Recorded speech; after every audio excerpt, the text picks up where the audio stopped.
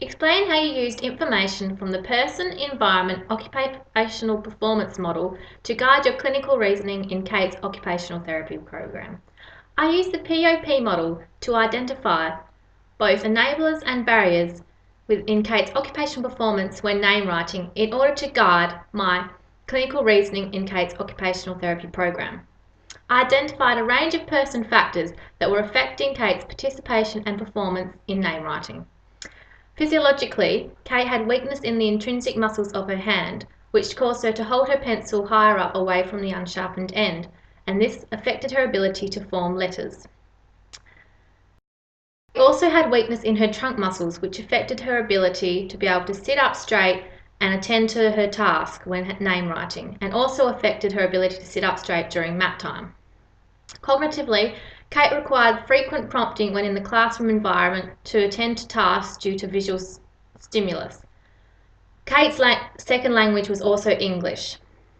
Neurobehaviourally, Kate was observed to fidget and change postures frequently when doing tabletop tasks such as name writing.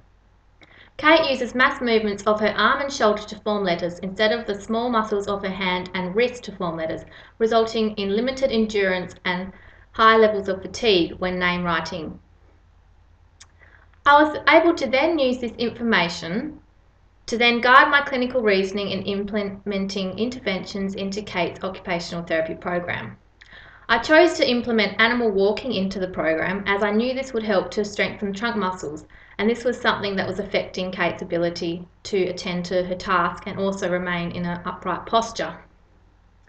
Kate was very motivated to be able to write her name, and this helped with the therapy program as she was motivated to participate with me and also with her mum in name writing practice. Due to my limited clinical experience, I conducted some scientific research and identified that weakness in the trunk muscles can result in difficulties in fine motor movements.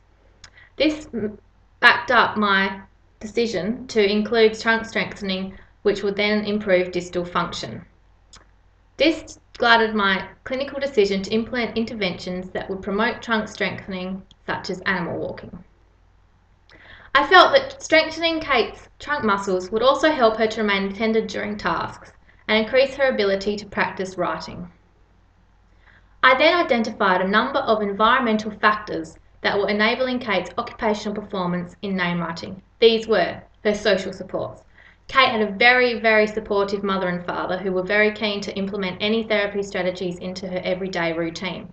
Kate's teacher was also very accommodating and very open to any strategies that I could introduce into the classroom environment. She stated that Kate's fine motor skills and trunk stability were two of the main priorities when working with Kate in the classroom. Economic and social systems. Kate was attending a specialised language development centre which were working on her language goals. This meant that occupational therapy could be concentrated on more. Culture and values.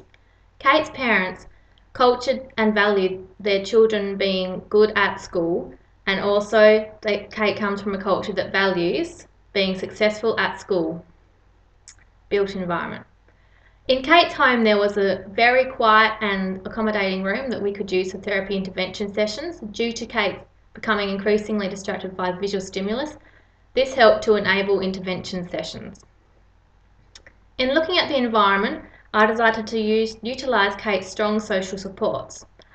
I had a meeting with Kate's teacher and also provided her with a number of worksheets on information and activities that could be implemented into the classroom routine. These activities were aimed at strengthening Kate's trunk muscles and also the intrinsic muscles of her hand.